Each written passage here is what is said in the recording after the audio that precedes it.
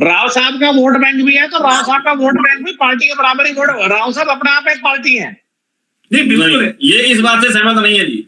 राव साहब अपने आप में एक पार्टी है, तो इंसाफ मंच को जिंदा रखते, पार्टी को जिंदा रखते, अपने सारे विधायकों को जिता के लाते, आप और हमारे जैसे लोगों का भी भला हो जाता है जो टिकट विधानसभा की लड़ना चाहते हैं, जिनको बड़े नेता टिकट नहीं दे रहे किसी पार्टी से, आपका हमारा भला हो जाता है उस मामले में। विनय भाई आप सुनिए प्लीज, मनीष भाई सुनिए, आपकी सुनिए ना मैंने, आप सुनिए मेरी बात को। आपने कहा राव साहब बहुत बड़े नेता है, रोहतक लोकसभा में प्रभाव है उनका, रोहतक में पूरा प्रभाव है, रोहतक में प्रभाव उतना है, अगर किसी कैंडिडेट को जिताया हरा सकते हैं, पर वो खुद रोहतक से नहीं जीत सकते, इतना ही प्रभाव उनका भिवानी में है। अब वो किसी को हराया जिता सकते हैं, मगर वो खुद वहां जाके चुनाव जीतने का वादा नहीं रखते।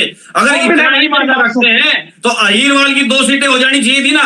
राव साहब जाते भिवानी से चुनाव जीतते, यहाँ से किसी दूसरे अहीर को टिकट दिलवाते और यहाँ से अहीर को जिता के लेके जाते। 2 सीटें क्यों नहीं हो सकती हमारी लोकसभा के अंदर, बताइए अहीरवाल की।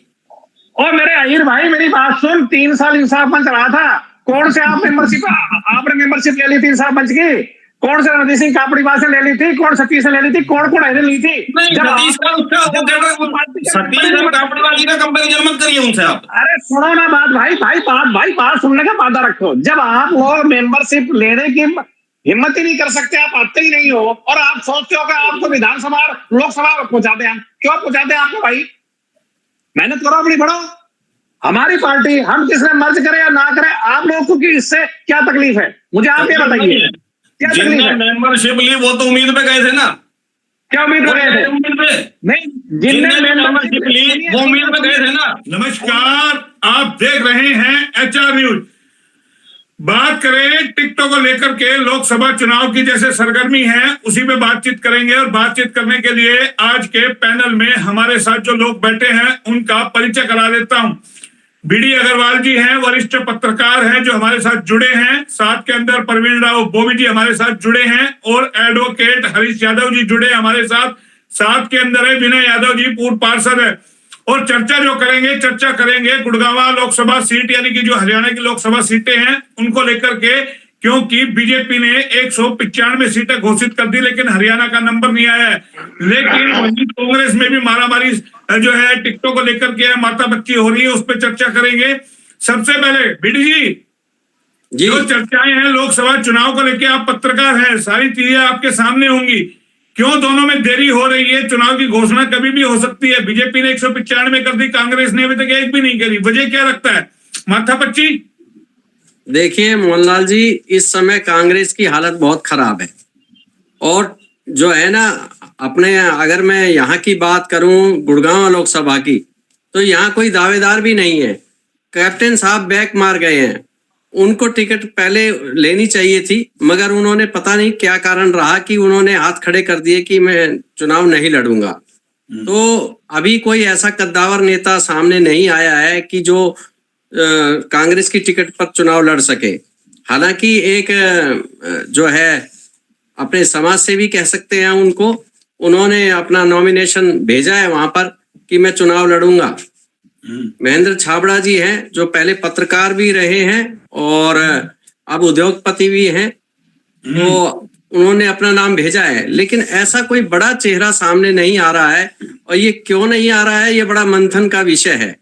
तो वो तो कांग्रेस, वो तो बीजेपी ने भी अभी नहीं किया है। नहीं, बीजेपी करेगी। बीजेपी देखिए, बीजेपी ने एक लिस्ट फाइनल तो कर दी है ना जी। अब दूसरी लिस्ट बीजेपी करने जा रही है, वो जल्दी आजकल में मेरे ख्याल से हो जाएगी। और लेकिन कांग्रेस को भी अपने पत्ते खोलने चाहिए। कांग्रेस किस दुविधा में फंस रही है, ये सोचने वाली बात है। नहीं, दुविधा किस बात की है? वजह क्या लगता है आपको? देखिए, कांग्रेस की हालत जो है इस वक्त खराब है। कोई भी दावेदार मुझे नहीं लगता कि वो ये सोचेगा कि मैं हार जाऊं। वो सोचता है कि हार। आप खराब बता रहे हैं। कांग्रेस के पास खोने को क्या है? बचाना तो बीजेपी को है। बीजेपी के पास 10 की 10 है, तो बचाना बीजेपी को है। कांग्रेस को क्या करना है? कांग्रेस को तो जो 2, 4, 5 मिल जाएगी वो बीजेपी का नुकसान ही करना है। तो कांग्रेस की हालत तो पहले भी ऐसी थी, तो तकलीफ तो बीजेपी को ज्यादा होनी चाहिए आपके हिसाब से। तो भाई वो अपना कैसे बचाए? बीजेपी में भी एक ही सीट की मारामारी हो रही है। पिछले दिनों आपने देखा होगा, रेवाड़ी से हर छोटे बड़े नेता को जोड़ा जा रहा है। 150 ज्वाइनिंग हो रही है, पकड़ के लाया जा रहा है, चाहे सतीश हो चाहे कापड़ीवास हो। तमाम लोगों को जोड़ा जा रहा है, चाहे संधि हो, तो फिर बीजेपी में मारामारी एक एक सीट के लिए तो नहीं, बीजेपी में मारामारी नहीं रही है। बीजेपी तो अपना एक परिवार को बढ़ाने की कोशिश कर रही है, जैसा कि हम देख रहे हैं। ठीक है, लेकिन कांग्रेस का जो पहले कुनबा बढ़ा हुआ था, अभी आप देखो कि कांग्रेस के कुनबे में आपका नेटवर्क नहीं आ रहा, एक मिनट रोकना चाहूंगा। हरीश जी, आपका नेटवर्क नहीं आ रहा, क्या बात है? हरीश जी का नेटवर्क चला गया जी, आप कंटिन्यू रहिए जी। जैसा कि आप देख रहे हैं कि भाई बीजेपी जो है वो तो अपना लगातार घोषित कर रही है और चरण वाइज वो घोषित कर देगी। लेकिन कांग्रेस में सबसे बड़ा सवाल ये है कि अभी तक कांग्रेस का जो व्यक्ति है कोई भी आगे नहीं आ रहा है। वो क्यों नहीं आ रहा है, ये सबसे बड़ा सवाल हम सबके सामने आ रहा है। तो भाई दान सिंह आगे आ रहा था, दान सिंह को लेके कैप्टन साहब ने नाराजगी जाहिर की है, भाई वो अपने इलाके में करे। फिर कैप्टन साहब का तो कहना है, बोला मैं जो एप्लीकेशन मांगी जा रही है मैं एप्लीकेशन दूंगा, कि वो नाराजगी है, वो पार्टी के अंदर बैठ करके सुलटेंगे वो लोग। पार्टी के अंदर तो सुलटेंगे, लेकिन पार्टी कम से कम अपनी दावेदारी तो जताए ना कि भाई मैं दावेदार हूं। उन्होंने दान सिंह पे तो विरोध कर दिया, लेकिन अपनी दावेदारी पे तो नहीं करा कि मैं दावेदार हूं, मैं अपना नॉमिनेशन कर रहा हूं। उन्होंने अपना नॉमिनेशन क्यों नहीं किया अभी तक, ये सबसे बड़ा सवाल है। नहीं, नॉमिनेशन तो जब होगा ना, जब यानी कि पार्टी घोषित कर देगी, टिकट मिल जाएगी, उसके बाद ही नॉमिनेशन। जो पार्टी ने नाम मांगे थे सर, जो पार्टी ने नाम मांगे थे, पार्टी के पास महेंद्र छाबड़ा जी भी तो जाकर अपना वो तो पार्टी में तो नाम गए, सीनियर नेता है बॉबी राव जी। जी बोला जी, सुन पा रहे हैं? हाँ जी। भाई अभी बीजेपी ने भी नहीं करी है, कांग्रेस ने भी नहीं करी है, हरियाणा से क्या दिक्कत है, क्या परेशानी है दोनों को? देखो जी, दिक्कत कुछ नहीं है, बीजेपी की तो ऑलमोस्ट फाइनल है। पहली लिस्ट आ चुकी है 195 की, अब दूसरी लिस्ट आएगी, इसमें हरियाणा के नाम आ जाएंगे, उसमें कोई संशय की बात ही नहीं है। लेकिन बीजेपी में जो भगदड़ मच रही है वो भी तो चिंता का विषय है। कोई टिकट वापिस कर रहा है, कोई टिकट वापिस कर रहा है, कोई कुछ कर रहा है, तो ये भी तो दिक्कत खड़ी है ना। नहीं, ये तो वाहियात की बात बनाई जा रही है। मोहनलाल जी, किसने टिकट वापस नहीं करी है? ऐसा होता है, कोई कैंडिडेट है, किसको पिछली बार चांस दे दिया, इस बार किसी नए को चांस दे रहे हैं। फिर दूसरी बात, अब जो इंडिया गठबंधन हुआ है उसको देखते हुए कुछ टिकटों में अदला बदली की गई है, तो वो तो अदला बदली हर एक कोई पार्टी करती है, ये कोई नई बात नहीं है। अच्छा, तो मतलब ये अभी संन्यास ले रहे हैं, चाहे आपके डॉक्टर हर्षवर्धन जी हो, वो कह रहे हैं मैं डॉक्टरी करूंगा, चाहे आपके वो खिलाड़ी है वो कह रहे हैं। देखो जी, हर्षवर्धन जी ने तो कहा है कि मैं अपना क्लिनिक संभालूंगा। हाँ, तो अब क्लिनिक संभालेंगे पूरा 5 साल संभालने के लिए। सर, आपको शायद मोहनलाल जी पता नहीं, हर्षवर्धन जी ने 5 जो अपने चुनाव जीते थे विधानसभा के, वो कभी अपने एरिया में कृष्णानगर में कन्वेंसिंग करने नहीं गए, वो अपने क्लिनिक से बैठ के ही सारे चुनाव जीते हैं उनने। वो एक सर्वमान्य लीडर रहे हैं आगे अपने क्या नाम है ईस्ट दिल्ली के, उनकी बहुत अच्छी पकड़ रही है मतदाताओं पे। कोई चुनाव मुझे पता है, वो मुझे पता है, मैं वही पूछ रहा हूँ कि जो कई सारे नेता, पवन सिंह है बंगाल से, पश्चिम बंगाल से, वो कह रहे बोलो मुझे चाहिए ही नहीं टिकट। हाँ, उसको एरिया गलत दे दिया, वो अपने बिहार से टिकट मांग रहा था, बिहार की जगह उसको कलकत्ता फेंक दिया, उसको मतलब कि वेस्ट बंगाल दे दिया। अब वेस्ट बंगाल है, वो कंफर्टेबल फील नहीं करता होगा, इसलिए उसने मना कर दी लड़ने के लिए। आपसे भी वही सवाल है ना भाई, बीजेपी को तो अपनी बचानी है भाई, नारे तो लग रहे हैं 370 400 पार के एक सीट की मारामारी हो रही है, बचे कैसे भाई? कांग्रेस के पास खोने के लिए क्या है? इंडिया गठबंधन के पास खोने के लिए कुछ तो है नहीं भाई। पूरे राजस्थान लगा लो, मध्य प्रदेश लगा लो, हरियाणा लगा लो, तमाम जगह इनकी सीटें हैं, इनको बचानी है। इनकी तो अगर 50 भी कम होगी, 100 भी कम होगी, तो बीजेपी मोदी जी का तो सपना टूटेगा ना। तो मोहनलाल जी, बीजेपी ने तो अपने यहाँ के कैंडिडेट डिक्लेयर कर दिए। अगर कांग्रेस इतनी मजबूत है, वो सीट निकाल सकती है या टक्कर दे सकती है, तो उनने तो अब तक लिस्ट ही नहीं दी इन स्टेट के अंदर कोई अपनी। कहाँ पे लिस्ट दी बताइए मुझे आप। तो मैं वही नहीं पूछ रहा हूँ, क्या कांग्रेस कोई बड़ा खेल खेलने की स्थिति में है, या इनके उम्मीदवारों को एक बार देख रही है कि कौन कौन इनके मैदान में है, उसके बाद हरियाणा की भी लिस्ट आए और जगह की लिस्ट आए, राजस्थान की लिस्ट आए, तो क्या? सर दरअसल बात यह है, कांग्रेस को कैंडिडेट नहीं मिल रहे। अगर पार्टी के पास जिताऊ कैंडिडेट होता तो लिस्ट कब की निकाल देती। अब आप हरियाणा देख लो, हरियाणा की 10 सीट में से कौन सा आपको जिताऊ कैंडिडेट नजर आ रहा है? एक रोहतक की सीट पर फाइट जरूर है, फाइट देख लो, फाइट है वो भी, वरना उसके अलावा जो भी 8-9 सीट है, आप बता दो मुझे यहाँ से कि कौन आपको कद्दावर नेता नजर आता है या कौन आपको कैंडिडेट नजर आता है। अब खुद बता दो मुझे आप। लेकिन अगर कोई बड़ा चेहरा गुड़गांव से आ गया, चाहे सुनने में आ रहा है कि राज बब्बर को गुड़गांव लोकसभा सीट से उतार दे, तो क्या लगता है कुछ प्रभाव पड़ेगा? मोहनलाल जी, राव इंद्रजीत सिंह अपने इलाके में बड़े प्रिय नेता हैं, उनके खिलाफ कोई भी आके इलेक्शन लड़ ले, कोई दिक्कत ही नहीं है, हमें किसी प्रकार की कोई दिक्कत नहीं है। जी राज बब्बर आ जाए, चाहिए और कोई बब्बर लिया हो आप यहाँ से, इसमें कोई सवाल ही पैदा नहीं होता है। तो राव साहब की भी तो कंफर्म होनी है ना, जब भी आप ये थोड़ा ना कह सकते राव, हो सकता है आरती राव को मिल जाए। नहीं, राव साहब इलेक्शन लड़ेंगे, आपको कई बार एक बात बता चुके हैं कि इलेक्शन राव साहब ही लड़ेंगे लोकसभा का इस बार। लेकिन बीडी जी हमारे साथ है। बीडी जी, आपको नहीं लगता राव के लिए बड़ी चुनौती बेटी को स्थापित राजनीति में करना है? नहीं, निश्चित रूप से मोहनलाल जी ठीक है, निश्चित रूप से बेटी को स्थापित करने के लिए बड़ी चुनौती है। लेकिन परवीन भाई जी आप बिल्कुल ठीक कह रहे हैं कि उनको टिकट फाइनली है, क्योंकि जब यहाँ मोदी जी आए थे तो भी इशारा करके गए हैं कि राव मेरे मित्र हैं, और उन्होंने स्पष्ट रूप से इशारा दिया है, तो राव को इग्नोर नहीं किया जा सकता। आप इस बात को समझते हैं अच्छे खासे। और रही बात कांग्रेस की, तो कांग्रेस के पास वास्तव में कोई भी डूबते हुए जहाज पर सवार नहीं होना चाहता, ये आप मान लीजिए। कोई भी ये सोचेगा डूबता हुआ जहाज है, उससे उड़ जाओ तो उड़ देंगे। जैसे कि कई बार उल्टा होता है। 2019 के विधानसभा चुनाव में आपने देख लिया होगा रेवाड़ी की सीट पे कि भाई ये 75 पार और क्या हसर हो गया, वो आपने भी देखा होगा। भाई ओरा खड़ा किया जाता है, वो ओरा कई बार फ्लॉप भी तो हो जाता है। कहीं ऐसा तो नहीं है ये 370 400 पार 19 की तरह हो जाए कि 200 पौने 200 पे आके सिमट जाए, भाई रोड़ा ज्यादा बचाया जाए। देखिए ये तो भविष्य की बात है, मगर मैं कांग्रेस की बात करता हूं। कांग्रेस ने एक नारा दिया था कि लड़की हूं, लड़ सकती हूं, मगर जो उनकी लड़की थी वही पार्टी को छोड़कर चली गई। आप समझ सकते हैं जिन्होंने नारा दिया था। देखिए राजनीति है ये, राजनीति में कब कौन छोड़ के चला जाए। विनय जी हमारे साथ है, एक बार विनय जी से जान लेते। विनय जी, दो को तो आपने सुन ही लिया। मोहन जी बिल्कुल, मेरे बड़े भाई बीडी अग्रवाल जी, परवीन जी ने अपनी अपनी बातें रखी, बहुत अच्छी रखी हैं। और क्या है, भारतीय जनता पार्टी ने 195 कैंडिडेट की पहली लिस्ट जारी की। अगर हम जितने भी भाजपा से जो समर्थित आदमी हैं, ये मान ले कि 195 की लिस्ट उनकी जारी की गई है जो जीतने की कगार पे हैं, या जिन पे कोई दुविधा या पेच नहीं फंसा हुआ था। तो मैं एक चीज जानना चाहता हूं, क्या नितिन गडकरी जी, हमारे माननीय सांसद राव इंद्रजीत जी उस श्रेणी में नहीं आते हैं?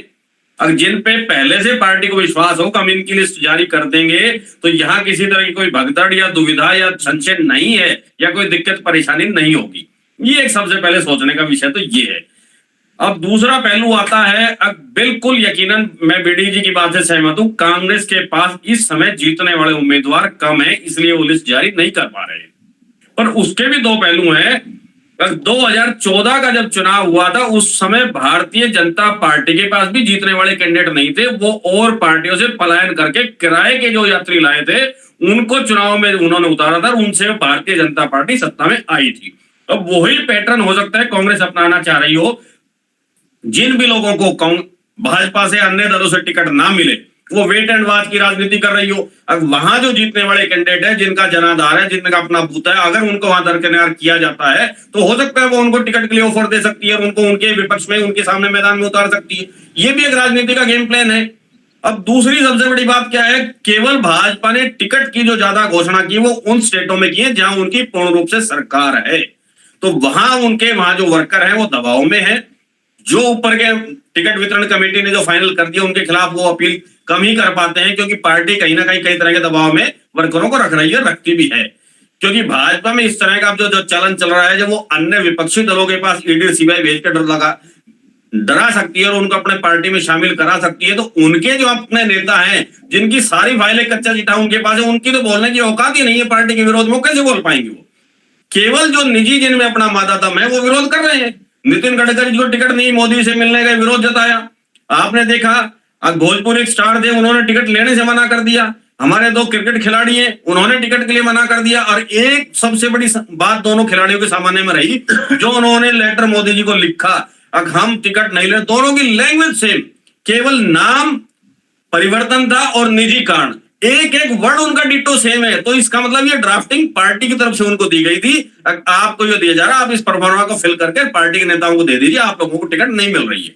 तो वो कहीं अपनी इज्जत बचाने के लिए कर रहे हैं वो। अब इसी तरह से पश्चिम बंगाल का सीन देखिए।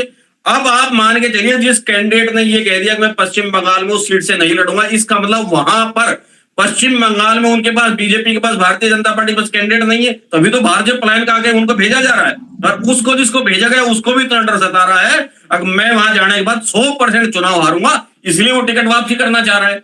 तो पहलू कई है राजनीति के, जब आप उनको सिलसिलेवार देखेंगे, समझेंगे, तो हर एक सिक्के के 2 पहलू होते हैं। पार्टी के जो समर्थक हैं वो केवल पार्टी के लिए की बात करेंगे, जो विरोध वाले हैं वो विरोध की बात करेंगे। अब महाराष्ट्र में अब तक घोषणा क्यों नहीं हुई? क्योंकि वहां अलायंस की सरकार है। हरियाणा में घोषणा क्यों नहीं हुई? यहां भी अलायंस की सरकार है। बिहार में घोषणा क्यों नहीं हुई? वहां नीतीश का पेश फंसा हुआ है। अब जहां अलायंस की सरकारें हैं, वहां जो नेता जो पार्टी में जुड़े थे वही उनके सरदर्द बने हुए हैं। वो सीटें ज्यादा मांग रहे हैं, बीजेपी कम देना चाह रही है। ये सबसे बड़ी दुविधा का विषय है। यूपी के अंदर भी कुछ सीटें करिए, 2-2 दिए, एक पार्टी को एक दिए, एक पार्टी को एक दिए, तो वहां भी नाराजगी है उसको लेकर के यूपी में भी।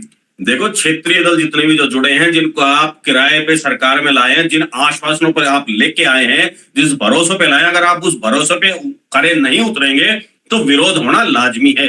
फर्क केवल इतना है, जो विपक्षी जो दल है, सरकार के खिलाफ के जो दल है, उनके अंदर अगर कोई अनबन होती है, कोई बात आती है निकल के, तो उसको मीडिया हाईलाइट प्रमुखता से उठाता है और उस एक बात को 10 गुना बढ़ा चढ़ाकर दिखाया जाता है। जी, हरियाणा की तो कर ही सकते थे। जब अभी बीडी जी खुद कह रहे हैं, मोदी जी आए, हाथ धर के गए, राव इंद्रजीत को बोले मैंने तो भाई हरियाणा की कर देते 5-4 सीट। मैंने क्या कहा पहले आपसे, मोदी जी को अगर ये लगता, माननीय सांसद साहब की टिकट में पक्की कर रहा हूं नितिन गडकरी की, तो फिर उनका पहली लिस्ट में नाम आना था। 195 की, वहां 200, 250, 225 भी घोषणा हो सकती थी ना।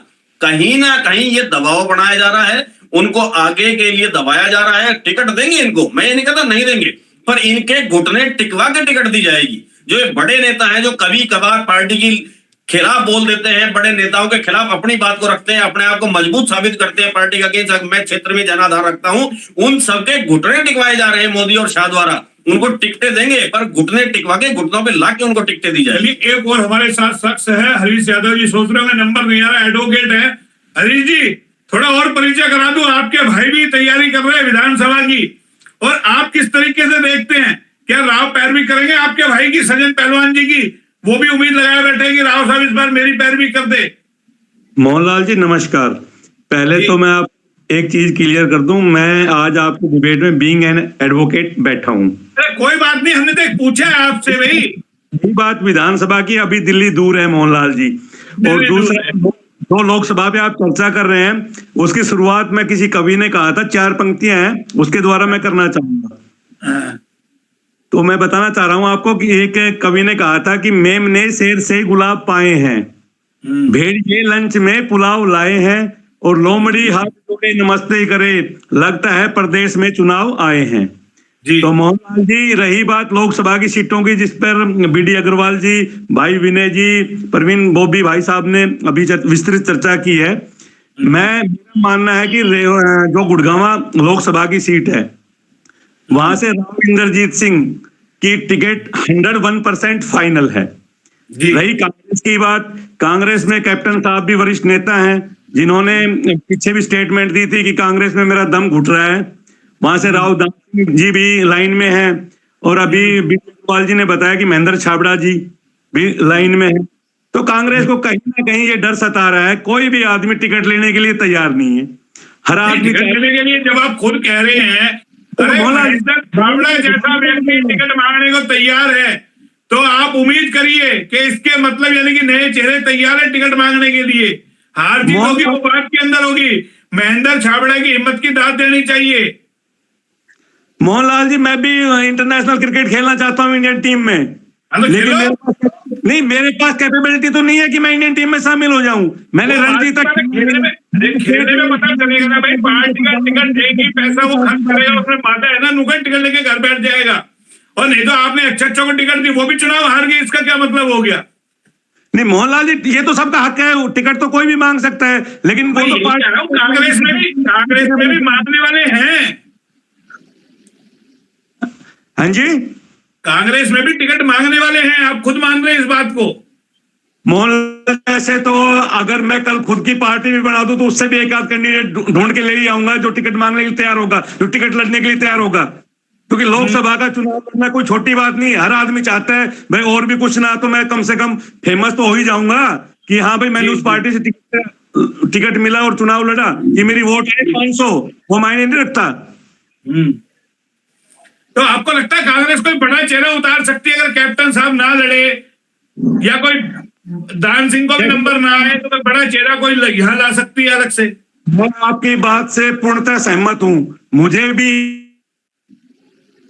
आपको नेटवर्क प्रॉब्लम हो रही है, आपका नेट विनेगी। हाँ जी, सुन लिया आपने इनको? हाँ जी, सुन लिया। मोहन जी, आप देखो ये बिल्कुल अच्छी बात कही है। देखिए मैं बीच में फिर टोकूंगा, मुझे भी टोकना मेरी मजबूरी हो जाती है। बीडी जी एक बड़े सुलझे हुए पत्रकार है, राजनीति की खबरें भी लिखते हैं, और कहीं उनको लगता है भाई कांग्रेस तो एकदम से खत्म हो गई है एक तरीके से, लेकिन टिकटों के लिए तो यहाँ भी डिमांड है, ऐसी बात नहीं है। चाहे महेंद्र छाबड़ा ने मांगी, किसी ने तो हिम्मत करी, पंजाबी समुदाय से है और नो नहीर से है। अगर कहीं नो नहीर का नारा चलता है तो राव को कहीं परेशानी नहीं हो सकती, आपको लगता है? विनय जी आपसे बात करो।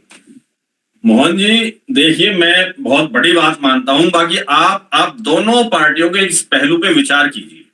अगर भारतीय जनता पार्टी की रेवाड़ी सेफ सीट है और इस सेफ सीट के ऊपर भी टिकट मांगने वालों की कोई लाइन नहीं है, केवल सांसद साहब की टिकट है जो मांग रहे हैं, इसके अलावा कोई लाइन नहीं टिकट मांगने वालों की। इसका मतलब पार्टी के जितने भी जो एमएलए के दावेदार हैं या पदाधिकारी हैं या इस गुड़गांव लोकसभा में आते हैं, उन किसी में इतना मादा नहीं है, इच्छा शक्ति नहीं है कि वो चुनाव लड़ सके, चुनाव के लिए टिकट मांग सके।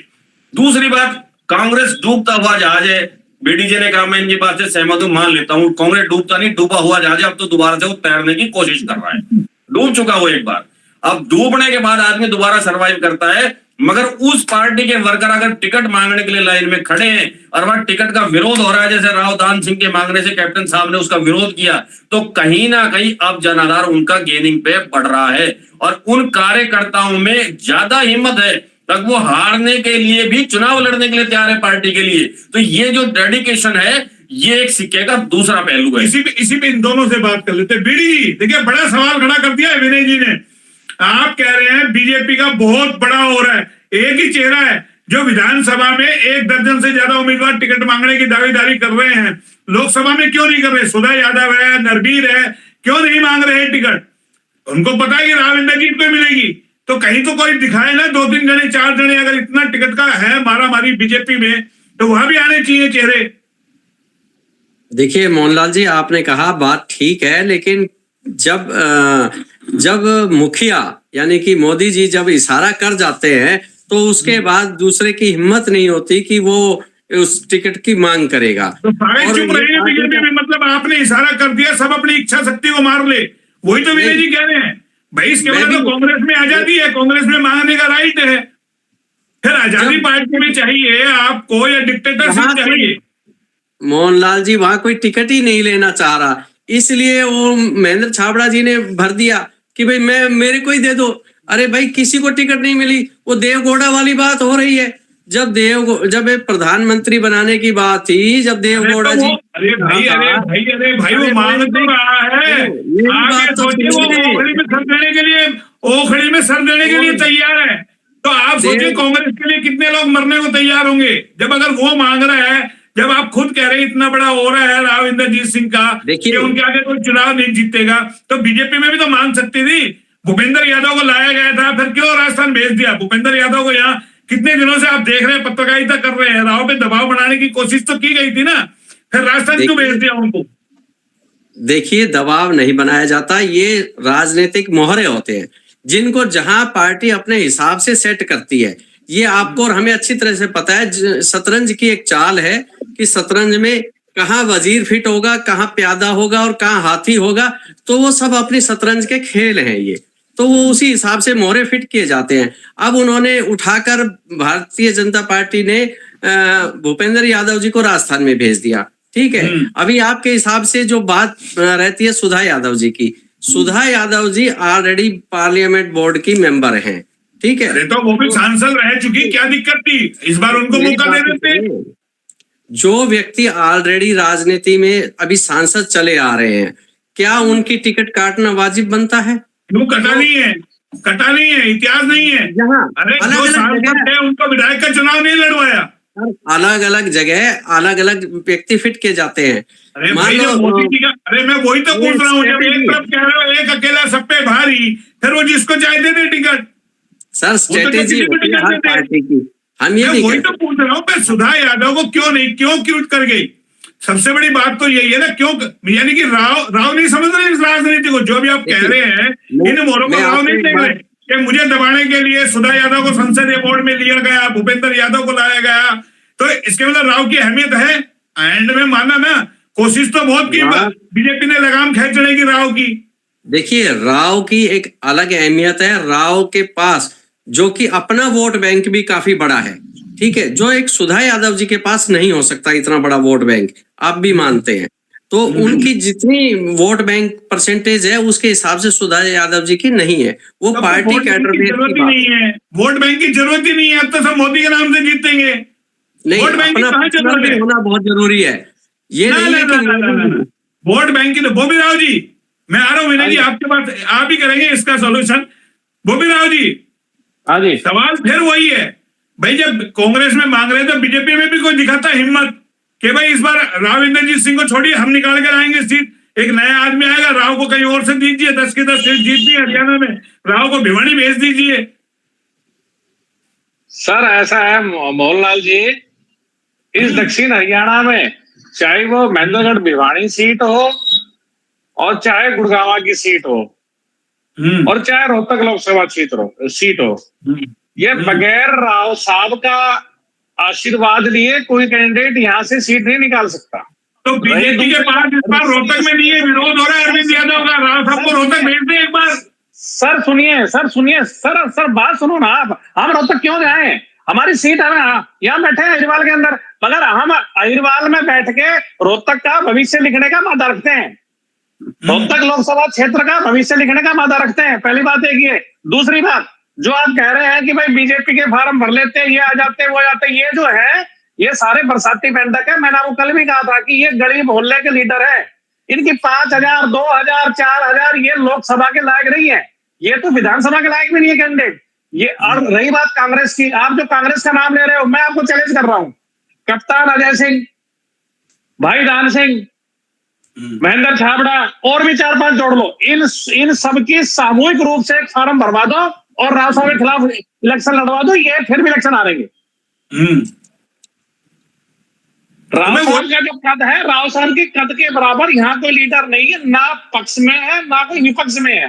भाई 2019 में राव साहब को भी मोदी के नाम से वोट मांगने पड़े थे, बॉबी राव जी भूलिए मत, गली गली मोहल्ले 19 में भी मांगने पड़े थे विधानसभा में। मोहनलाल जी कमाल कर रहे हैं, अगर आप कहीं आज जा रहे हैं तो आपके पीछे लगाओगे ना Mohanlal son of so and so party है, बीजेपी पार्टी है, तो बीजेपी पार्टी है तो अध्यक्ष का नाम भी लेना पड़ेगा, जो प्राइम मिनिस्टर कैंडिडेट है उसका भी नाम लेना पड़ेगा, सबको नाम लेना पड़ेगा। भाई मोदी जी भी तो पार्टी के नाम पे वोट मांगते हैं, तो मैं वही तो वोट मांग रहे हैं, मुझे बताइए आप। भाई कांग्रेस में भी ऐसा चलता है, ये मोहनलाल जी पार्टी में चलता है, ये पार्टी का प्रोटोकॉल होता है कि उसमें जो प्रधानमंत्री कैंडिडेट है उनका भी नाम लेना होता है, पार्टी का लेना होता है, सबका करना होता है, पार्टी का वोट बैंक होता है। हर एक पार्टी का वोट बैंक है, कांग्रेस है, कांग्रेस का ही वोट बैंक है। आप कहोगे कांग्रेस का वोट बैंक नहीं है, गलत बात, चाहे वो थोड़ा हो गया है, कम हो गया है, मगर वोट बैंक है, हर एक पार्टी का वोट बैंक है। तो कैप्टन इतने हल्के कैंडिडेट थोड़ा न थे, 2019 में लड़ाई तो लड़ी थी, तो मैं आपको कह रहा हूँ मिले थे उनको भी।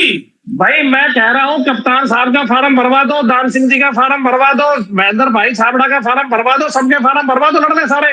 और कहीं कप्तान साहब ने फार्म भर दिया और 2019 विधानसभा वाला हो गया तो फिर कहीं मुंह दिखाने लायक रहेंगे नहीं रहेंगे? कहीं ऐसा ना है, कई बार गुरूर कई बार उल्टा भी पड़ जाता है। देखिए राव के खिलाफ भी इतनी बात समझिए कि बहुत ज्यादा। सुनिए बात जी, आप सुनिए मोहनलाल जी। कई बार क्या होता है कि 5, 7, 10 जैसे पिछली बार, अब मैं फिर आपको बोलूंगा, आप थोड़ा चिढ़ जाएंगे कि आप कापड़ीवास के 35,000 वोट आए थे, 40,000। अरे कापड़ीवास, सतीश, अरविंद, इन सब ने सामूहिक इलेक्शन लड़ा था। एक कापड़ीवास ने अकेला इलेक्शन नहीं लड़ा था, ये पूरा हल्का जानता है। कापड़ीवास जी की अकेले फार्म भरने की हिम्मत नहीं थी। अगर 4-4, 5-5 कैंडिडेट भर के फार्म भर रहे हैं, धोखा दे रहे हैं, तो ये तो धोखेबाज। और उसमें हुआ क्या था, 1400-1500 तो आ रहे थे। और रही बात इस बात की, चलो मैं आपके चैनल के बाद फिर चैलेंज कर रहा हूं कि अगर इस बार फिर कोई राव साहब के कैंडिडेट टिकट मिल जाती है तो भाई यही घोड़े, यही मैदान है। सतीश फिर घोड़े खोल ले, कापड़ीवास जी घोड़े खोल ले, अरविंद भाई खोल ले, और भी 2-4 हो कोई कैंडिडेट, वो भी आ जाए, वो भी घोड़े खोल ले। हम इलेक्शन जीत कर दिखाएंगे इस बार। चलो एक बार विनय जी को जोड़ लेता हूँ।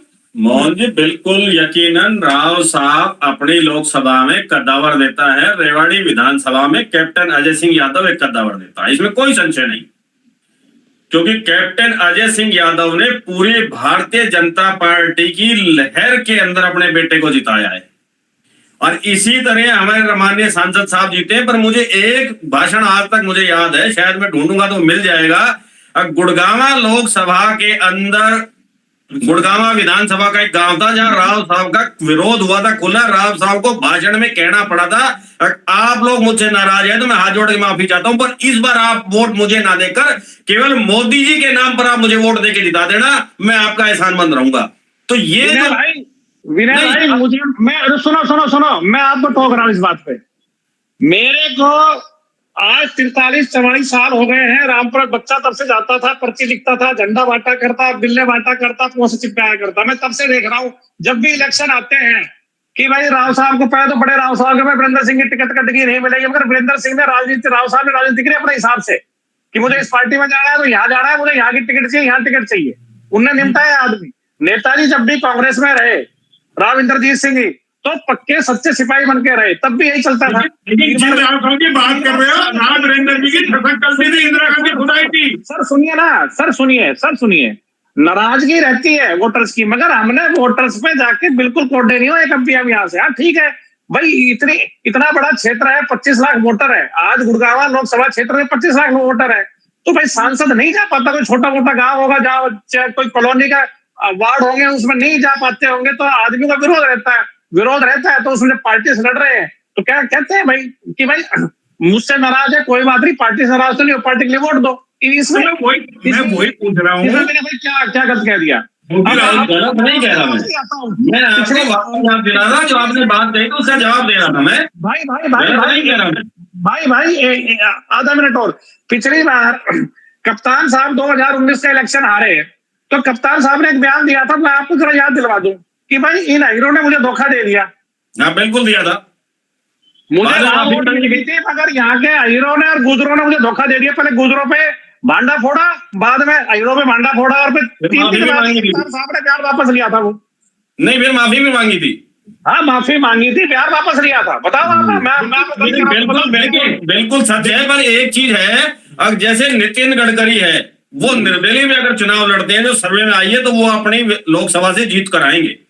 पर चल क्या रहा है भारतीय जनता पार्टी के अंदर, अब जितना मुखर होके विरोध के अंदर हमारे सांसद साहब हुड्डा साहब के खिलाफ या कांग्रेस के खिलाफ बोल सकते थे, वो पहली योजना में तो जरूर बोले थे, पर इस दूसरी योजना में भारतीय जनता पार्टी की योजना के अंदर उनका जो मुखर होके बोलने का था, उनका अपना ओरादा अहम था, उसको पार्टी ने पूरी तरह से दबा दिया है। उनको बोलने नहीं दिया जाता है, वो कुछ भी बोलना चाहिए, इलाके के विकास के लिए अपनी निजी बात रखना चाहिए। हमेशा वो चारों तरफ से घेराबंदी की गई है, अब वो दबाव में है पार्टी के और मोदी जी के। मैं तो 10 साल से यही देख रहा हूँ, 10 साल से कोई ना कोई भागना चाहिए राव साहब के खिलाफ बोलने के। राव साहब नहीं, खिलाफ की बात नहीं, राजनीतिक चर्चा हो रही है, खिलाफ की बात नहीं है। परवीन भाई, आप आपको निजी बदल लीजिए अपने ऊपर, इसके ऊपर आप समर्थक है तो आप उसको निजी ना लें। ढीले बैठ के चलता गोपी रहता है। राव जी कोई किसी के खिलाफ नहीं है, ये चुनावी गोपी राव जी कोई किसी के नहीं है, चुनावी चर्चाएं हैं ये। हाँ। देखिए दोनों कद्दावर नेता है, हाँ, चाहे कैप्टन हो चाहे राव इंद्रजीत सिंह हो, दोनों चर्चा है कर पार्टी का भरोसा ही, अपने दम पे बिल्कुल, दोनों बिल्कुल। कोई नहीं जीत सकते। अगर बिल्कुल, दोनों बिल्कुल सही कह रहे हैं। निर्दलीय लड़े तो सांसद नहीं बन सकते ना, वो विधायक बन सकते। पार्टी के अंदर पीछे है, ये मान के चलिए आप। पार्टी की वोट होती है। मैं आपको पहले कह रहा हूँ कि पार्टी का हर एक पार्टी का वोट होता है, ये तो पहले कह रहा हूँ आपको। क्योंकि राव इंद्रजीत सिंह तो कांग्रेस में भी जीतते हैं, कांग्रेस में भी जीतते हैं, 5 में भी जीतते हैं, 9 में भी जीतते हैं। जीते हैं, बिल्कुल जीते हैं। कांग्रेस का वोट बैंक था उनके साथ। कांग्रेस का वोट बैंक नहीं था, राव साहब का खुद का वोट बैंक है। इस वोट बैंक से थोड़ा सहारा लग जाता है पार्टी के वोट बैंक से। राव साहब का वोट बैंक भी है, तो राव साहब का वोट बैंक भी पार्टी के बराबर ही वोट। राव साहब अपने आप एक पार्टी है। नहीं बिल्कुल है। ये इस बात से सहमत नहीं है जी। राव साहब अपने आप में एक पार्टी है, तो इंसाफ मंच को जिंदा रखते, पार्टी को जिंदा रखते, अपने सारे विधायकों को जिता के लाते। आप और हमारे जैसे लोगों का भी भला हो जाता है, जो टिकट विधानसभा की लड़ना चाहते हैं, जिनको बड़े नेता टिकट नहीं दे रहे किसी पार्टी से, आपका हमारा भला हो जाता है उस मामले में।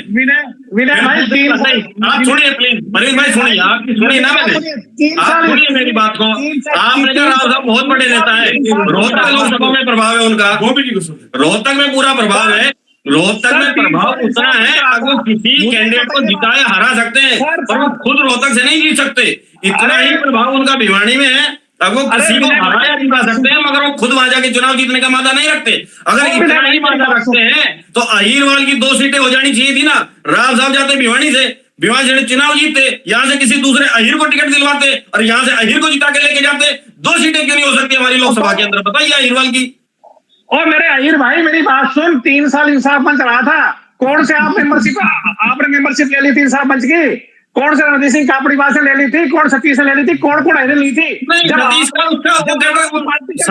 कापड़ीवाल का कंपैरिजन मत करिए उनसे आप। अरे सुनो ना बात भाई, बात सुनने का वादा रखो। जब आप लोग मेंबरशिप लेने की हिम्मत ही नहीं कर सकते, आप आते ही नहीं हो, और आप सोचते हो कि आपको विधानसभा लोकसभा पहुंचाते हैं। क्यों पहुंचाते हैं आपको भाई? मेहनत करो, अपनी बढ़ो। हमारी पार्टी, हम किसने मर्ज करें या ना करें, आप लोगों को कि इससे क्या तकलीफ है? मुझे आप ये बताइए, क्या तकलीफ है? मेंबरशिप ली वो तो उम्मीद पे गए थे ना। क्या उम्मीद पे गए थे? उम्मीद पे नहीं, जिनने मेंबरशिप ली वो उम्मीद पे गए थे ना, उनका क्या रहा? अरे भाई सुनो, जो उम्मीद में गए थे, किस एक आदमी ने आके टोका है, ये बात कही है कि भाई मेरे को टिकट चाहिए थी, मैं इसलिए इंसाफ मंच में आया था। 10 साल हो गए, 12-13 साल हो गए, बताओ किस एक आदमी ने कहा है? दुनिया के इंसाफ मंच से विधानसभा के सर, इंसाफ मंच के सारे आदमी, जब राव साहब ने मर्जर के लिए कहा, सबने हाथ खड़ा कर कहा था मर्ज कर, इसका मर्जर कर दो बीजेपी में, और एक आदमी ने आज तक विद्रोह नहीं किया है। एक आदमी ने आज तक नहीं कहा कि जी हम खिलाफ थे इस बात के। कोई एक आदमी आ जाता है, बता दो। और रही बात, तो आप लोग तो बाहर बैठ के ताली बजाने वाले हो कि भाई हो गया, राव साहब ने ये कर दिया तो क्यों कर दिया, नहीं करा तो क्यों किया, बीजेपी में चले गए तो क्यों चले गए, कांग्रेस में आ गए तो क्यों आ गए। आप लोगों को तो कामयाबी से 43 साल तो मुझे देखते हो गए, आगे और देख लेंगे 20-30 साल। हमें इससे कोई फर्क नहीं पड़ता है।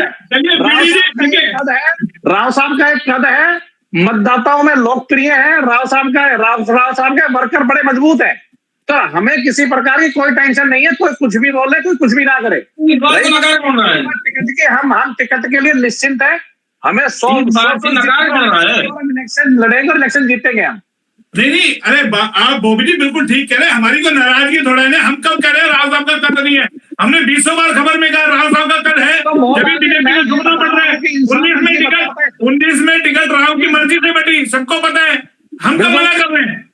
हम तो खुद कहते हैं हमारे अहीरवाल का इतना बड़ा नेता, जिसका इतना बड़ा कद है, ये जो मोदी जी को यहाँ लिया है मार्च में, ये बताइए एम्स का शिलान्यास करा दिया, नहीं एम्स थोड़ा ना बनता। मैं तो खुद बार बार इस चीज को कहता हूँ। लेकिन बीडी जी, एक बड़ा सवाल ये है ना कि एक चुनौती भी है, जो फिर मेरा सवाल घूम किया जाता है।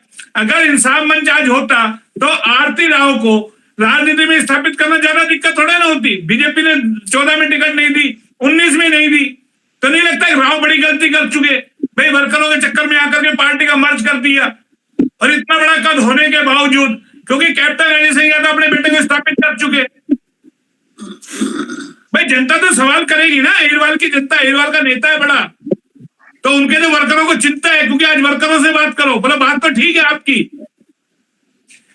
देखिए, मैं यही कहना चाहूंगा कि कैप्टन अजय सिंह यादव जी को चुनाव जरूर लड़ना चाहिए लोकसभा का, क्योंकि कार्यकर्ता मायूस हो जाएंगे और उनको पूरा भरोसा है।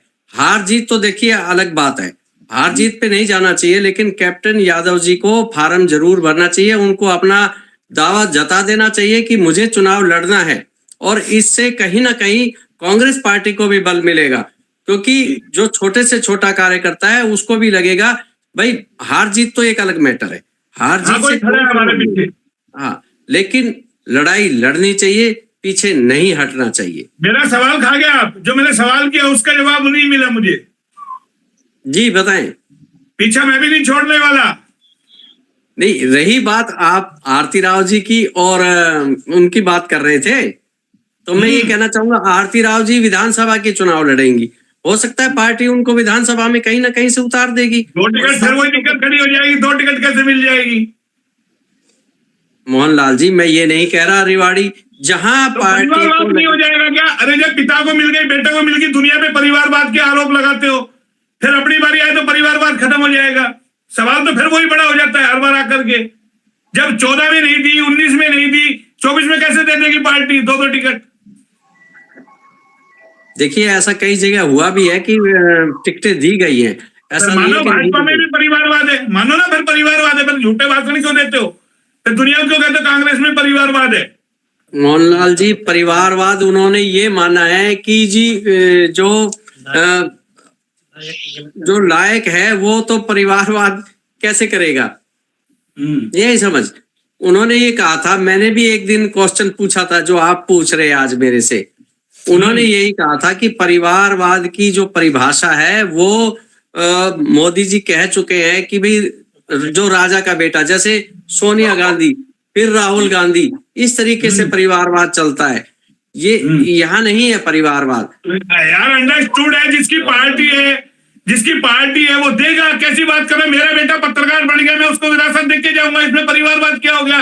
अगर मुलायम सिंह की पार्टी है वो अखिलेश को देगा, लालू की है वो अपने बेटे को देगा, दूसरे को दे दे, आपकी पार्टी आपको दे दे, पार्टी बना दे। बीजेपी को कह दे आप संभाल लो जी हमारी पार्टी, या बीजेपी कल कह देगी जी आप संभाल लो हमारी पार्टी। राजनाथ के बेटे को टिकट मिलती है, अमित शाह का बेटा बीसीसीआई का अध्यक्ष है, अपनी बारी आए तो यानी कि मीठा मीठा गप गप और कड़वा कड़वा थू थू, ऐसे मत करो ना। जो सच्चाई है वो बोलो, हाँ वहां भी परिवारवाद है। ये सवाल उठाया जा चुका है, मैंने भी उठाया था आपके फिर बताओ ना उसका जवाब मिला क्या? फिर घुमा करके बोलो नहीं हम तो उसको परिवारवाद मानते हैं, हम तो उसको परिवारवाद मानते हैं। अरे भाई, जिसकी औलाद होगी आप अपने बेटे को विरासत देंगे नहीं देंगे? आपका बेटा आपकी पत्रकारिता संभालना नहीं संभाल रखा, भेजता है प्रेस नोट बना करके, वकालत भी कर रहे हैं, फिर इसमें कल कह रहे बीडी की परिवारवाद कर रहे हैं। मेरा जिसकी औलाद होगी वो काम करेगा। मेरे बाप दादा ने, हमारे दादा ने प्रिंटिंग प्रेस हमारे फादर को दी, फादर ने हमें दे दी, तो उसको बंद करते पीढ़ी दर पीढ़ी। आप बताओ, जिसकी औलाद होगी तो वो संभालेगी ना विरासत। तो बिल्कुल बिल्कुल। तो फिर ये थोड़ा ना, या तो फिर 2 टिकट थे तो मत कहो कि भाई वहां भी परिवारवाद है, लेकिन अपनी बारी आए तो मुंह फेर लो। वकील साहब, इस परिवारवाद पे आपसे सवाल कर रहा हूं, वकील हो आप, बताइए ईमानदारी से, आपका बेटा वकील बने तो गुनाह कर दिया क्या कोई? देखो मोहनलाल जी, अगर मैं वकील हूं और आगे अगर मैं अपनी विरासत अपने बेटे को सौंपता हूं तो इसमें कोई बुराई नहीं है, ये मेरा पर्सनल ओपिनियन है। रही बात राजनीति की, तो मोहनलाल जी ये भी जरूरी नहीं है कि अगर मैं एक छोटा सा एग्जांपल आपको देता हूं, आज अगर मेरे को अगर किसी प्रदेश का मुखिया बना दिया जाता है तो जरूरी नहीं है कि मेरे बेटे में भी वो एबिलिटी हो, मेरे बेटे में भी वो योग्यता हो कि कल को वो प्रदेश को संभाल सके। अच्छा, तो ना उसकी जगह किसी योग्य जो प्रदेश को संभाल सके उसको बागडोर सौंपी जाए। तो अमित शाह के बेटे में योग्यता है, बीसीसीआई का अध्यक्ष है, योग्यता तो नजर आती है आपको कहीं? देखो मोहनलाल जी, उस पे मैं तो कोई टिप्पणी करना नहीं चाहता, वो आपको क्या बात हो गया? वकील हो यार, कैसी बात कर रहे हो आप? पानी को तो पानी कहो। नहीं, पानी को पानी नहीं, मैं दूध को भी दूध कहूंगा और पानी को पानी भी कहूंगा। तो कैप्टन साहब के बेटे में योग्यता नहीं थी? सॉरी, कैप्टन साहब के बेटे में योग्यता नहीं थी? देखिए, कैप्टन साहब के बेटे में योग्यता थी तभी तो वो रेवाड़ी का प्रतिनिधित्व कर रहे हैं, तभी तो पब्लिक ने है। तो फिर परिवारवाद कहां से आ गया इसमें? बाप ने बेटे को दे दिया, ठीक है, इस बार वो लड़ लेगा चुनाव, उसमें क्या गुनाह कर दिया? अपने बेटे को भी राजनीति में लिया आया। वो बात से मैं आपकी बात से सहमत हूं, लेकिन क्या कर्नल साहब का हक आपने देख लिया होगा, कर्नल साहब अपने बेटे को जीते जी नहीं लाए, तो वो आज परिवार कहाँ है राजनीति में? नहीं मोहनलाल जी, मेरा सवाल खाली इतना है कि कांग्रेस में और कार्यकर्ता नहीं है क्या? कांग्रेस के सिर्फ एक कैप्टन परिवार से ही चली जा रही है? एक बात बताइए, अरे छाबड़ा जी ने मांगी ना टिकट, अभी बोबी राव जी यही कह रहे थे, इंसाफ मंच से विनय राव जी को कहते आप टिकट मांगते, आप मेंबरशिप लेते, भाई मांगी ना, छाबड़ा ने टिकट मांगी ना, हिम्मत दिखाई, तुम भी दिखाओ हिम्मत, जाओ कांग्रेस के अंदर। अब तुम जाते ही नहीं हो तो बस कांग्रेस घर आके थोड़ा नहीं देगी। मोहनलाल जी, डूबते जहाज में कोई सवार होना नहीं चाहता, और ना मैं सबको पता पकाया चाहिए। मेरा राजनीति से कोई लेना देना नहीं है। हमें तो अपनी फाइल तैयार करना है, लोगों के केस लड़ना है, हम तो उसी में खुश हैं, हमें राजनीति से लेना देना नहीं है। भाई इसीलिए तो वकील साहब को बैठाया, थोड़ा सा राजनीति, क्योंकि आजकल वकीलों को ज्यादा राजनीति में इंटरेस्ट आ रहा है। देख रहे होंगे आप, बहुत सारे वकील देश के अंदर लग रहे हैं राजनीति के अंदर, कि किसी ना किसी तरीके से घुस जाए राजनीति के अंदर। चलो अंत में विनय जी से सवाल करें। विनय जी, सबका मोहन जी, परिवारवाद की परिभाषा सब अपने अपने हिसाब से अलग अलग तरीके से डिफाइन कर रहे हैं। अब स्मृति ईरानी है, वो चुनाव जीत कर आई है कोई भी। अगर हम बात करें, अब जो राजनीति में है, जो जीत कर आए हैं, हमें खुशी है। हमारे राव वीरेंद्र सिंह जी हमारे यहाँ के प्रदेश के मुखिया रहे, सांसद साहब हमारे स्थापित हैं, और वो अपनी बेटी को स्थापित करना चाहते हैं, इसमें कोई गलत बात नहीं है, मैं इसको गलत नहीं मानता, बिल्कुल करना चाह रहे हैं और करना चाहिए। अमित शाह जी का मौका लगा, उन्हें अपने बेटे को, चाहे वो काबिल है या नाकाबिल है, हालांकि कई खिलाड़ियों का उन पर विरोध भी दर्ज हुआ था, वो इसके काबिल नहीं है, वो इस प्रोटोकॉल को, उस चीजों को पूरा नहीं करते, शर्तों को, फिर भी उनको बीसीसीआई चेयरमैन बनाया ना, उनकी चल रही है, पूरी चला रहे हैं। अब आप देखिए, मोदी जी किसको आगे बढ़ाएंगे? मोदी जी के संतान नहीं है, बढ़ा नहीं सकते, पर मोदी जी की पार्टी में जो अन्य नेता हैं या उनके जो सहयोगी दल हैं, मुख्यमंत्री रह चुके, उनका बेटा सांसद रह लिया, उनका बेटा विधायक रह चुका, और फिर अब टिकटें दी जा रही है उनको। तो इस तरह का जो परिवारवाद चल रहा है, पर क्या है, अपने चलती में अपनी कमियां, अपनी गलतियां किसी को नजर नहीं आती, दूसरे की गलतियां नजर आती हैं। ये सच्चाई है।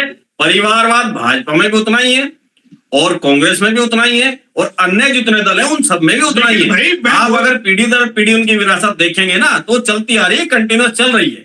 तो ये केवल जनता को गुमराह करने के लिए ये एक नया परिवारवाद की परिभाषा डेफिनेशन दी जा रही है। एक्चुअल परिवारवाद तो हर एक राजनीतिक पार्टी में है, हर एक उद्योग धंधे व्यापार के अंदर है। मैं आपसे एक सवाल और कर दूं, क्या मोदी जी के कहने से भाजपा के लोग मान जाएंगे कि अपने बच्चों को, भाई मोदी जी के तो है नहीं आगे पीछे कोई, या औलाद है ना कुछ है, लेकिन बाकी नेता क्या मान जाएंगे कि मोदी जी की बात? वो तो टिकट मांगेंगे। नहीं, कहाँ मान रहे, टिकटें दी भी तो गई है। आप हरियाणा को उदाहरण लीजिए ना, हरियाणा में टिकट नहीं मिली क्या? चौधरी वीरेंद्र सिंह थे, उनके बेटे को नहीं मिली क्या? नहीं, वसुंधरा राजे को बेटे को नहीं दी, दिए कहाँ है आप बताइए मुझे।